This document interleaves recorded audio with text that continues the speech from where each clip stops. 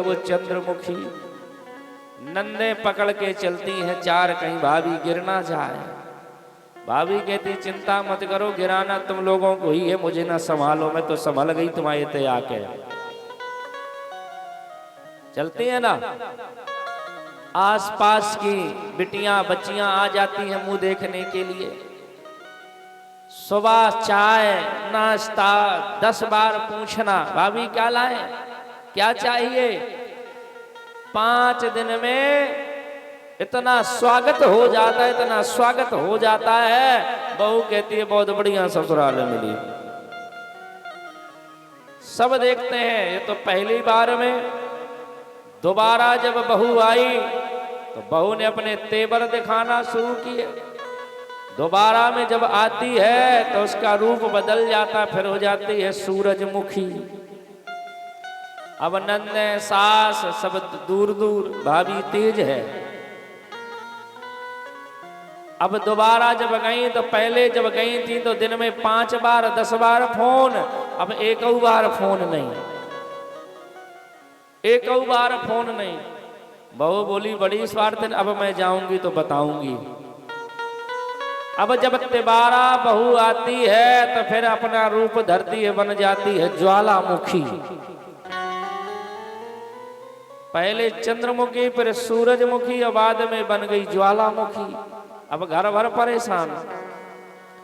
इसलिए पहले जब बहू आती है तो सुबह उठती है, सास ससुर के पैर छूती है, और सर रख के पैर दबा के। दूसरा आती है तो माता चरण छूती है, तीसरा तिवारा जाती है तो टाटा बाय बाय करती है। ऐसा नहीं। एक हमारे ब्रज में कहावत है, पहला दही घी चुपरिया, बाद में गई दही तेल चुपरिया, फिर तिवारा दही मूड़ थपड़िया। तो ऐसा काम मत करो कि तुम्हें मूड़ थपड़िया करना पड़े। इसलिए शुरुआत सो जैसा करो वैसा एक सा रखो माहौल। अगर बड़ों का जैसा सम्मान शुरू में करो वैसा अंत तक सम्मान करते चलो। पूतना चली जा रही है घूंघट गाले, मधुर मधुर मुस्कुराती। जैसे ही गोकुल नगरी पहुंची तो पूतना ने क्या देखा कि बड़ा सुंदर यहाँ पे उत्सव चल रहा है, बधाइयां हो रही हैं। 50 आ रहे हैं, 50 जा रहे हैं। पूतना समझ गई हाँ कुछ जरूर न जरूर उत्सव है, क्यों ना यहीं से आज श्री गणेश किया जाए। पूतना जैसी गोकुल नगरी में प्रवेश करने लगी तो एक ग्वाल गऊ में चराए रहे हो। बोले भैया हमारे पूरी नगरी में इतनी लंबी स्त्री तो है ही ना, या कहते आई गई। दूसरा जवाब देता तो है कछु पता हो तू कछु जाने। अरे आसपास की कोई पड़ोसन होएगी, लाला को आशीर्वाद देवे की ताई आई, ज्यादा मत बोला करे।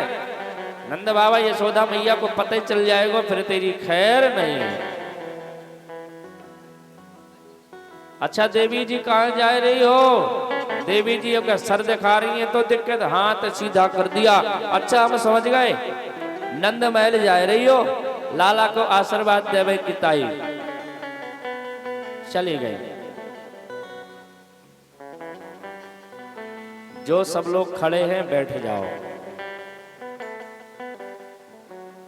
और एक बहुत बड़ा दान होता है शांति का दान, इसलिए शांति से बैठ जाओ।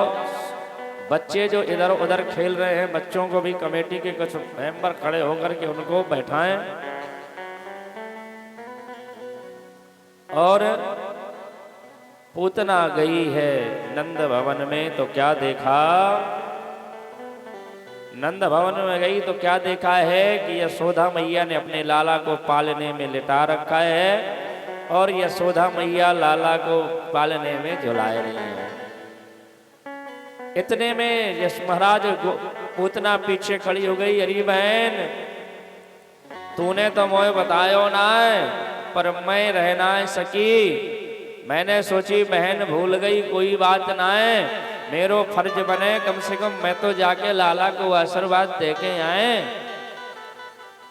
अब जैसे ही यशोदा मैया ने मुड़ के देखा, यशोदा मैया कहती है मेरी दूसरी बहन तो है ना, या कहाँ से प्रकट हो गई।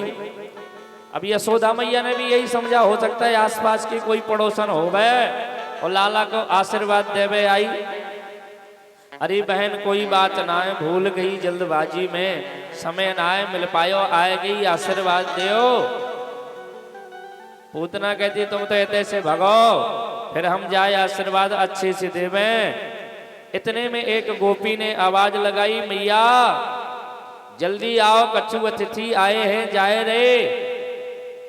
यशोदा मैया पूतना से ही करेंगे, बहन नेक लाला को झूला झुलाए दे और मैं नेक अतिथि सत्कार करके आऊं। पूतना ने कहा तुम अतिथि सत्कार करो, हम तुम्हारे लाला को सत्कार करेंगे।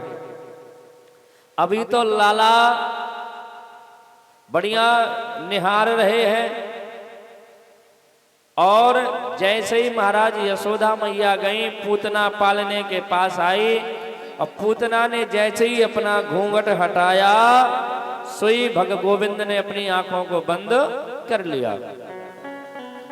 बाबा सुखदेव से राजा परीक्षित कह रहे हैं, गुरुवर एक बात बताइए, जा पूतना राक्षसी को देख करके लाला ने आंखें बंद क्यों करी, जरा बताओ तो, क्यों बंद की? क्या भगवान डर गए इस विकराल राक्षसी से?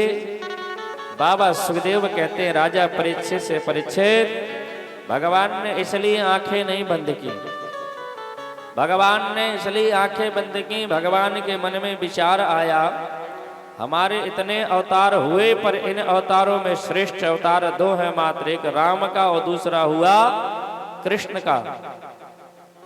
राम अवतार में सबसे पहले हमें ताड़का मौसी का उद्धार करना पड़ा। अब हमने सोचा था कि किसी वीर से पाला पड़ेगा, इस बार पूतना मौसी आ गई, इनका भी उद्धार करना पड़ेगा, कोई वीर ही नहीं मिल रहा। दूसरा भाव, भगवान के मन में ये विचार आया कि हमने ब्रजमंडल में जन्म लिया था कि बढ़िया खूब दूध मलैया खावे को मिलेगा, मक्खन मिश्री खावे को मिलेगे, और मक्खन मिश्री को तो दर्शनऊ ना है भाव, और मौसी जी जहर पिलावे आएगी। शायद भगवान ने आंख बंद करके भगवान भोलेनाथ को याद किया है। तीसरा भाव,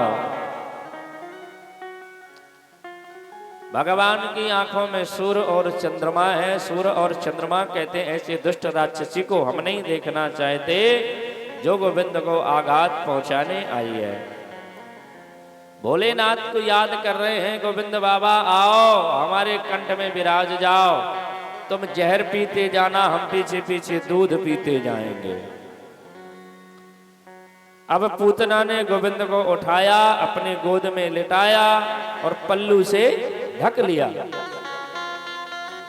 आहा, और गोविंद को दूध पिलाने लगे। पूतना ने सोचा था कि एक आध घूंट पिएगा और राम नाम सत्य हो जाएगा, मुझे कौन पकड़ पाएगा, पर यहां तो उल्टा हो गया। 1 मिनट क्या 10 मिनट हो गए, पहले पूतना का दूध पिया और बाद में पूतना के प्राणों का शोषण करने लगे। जब जीव के प्राण निकलते हैं तो बड़ा कष्ट होता है, बड़ा दर्द होता है। पूतना चिल्लाई, लाला छोड़ कन्हैया छोड़, लाला छोड़ कन्हैया छोड़। 6 दिन का लाला बोल गया, मौसी जी हमें तो पकड़ना आता है, छोड़ना तो सीखा ही नहीं है, अब तो सीधा ठिकाने लगा के ही तुम्हें छोड़ेंगे। पूतना कहती है, हे भगवान ये बालक बोलता भी है, करे बोलता नहीं, आगे देखो और क्या करता है। पूतना जब प्राण निकले तो पूतना धड़ाम से गिरी, जोर से जब गिरी, हजारों बाग बगीचे चौपट हो गए। ब्रजवासियों को पता चला ब्रजवासी आए हैं। नंद बाबा आए तो क्या देखा, ब्रजवासी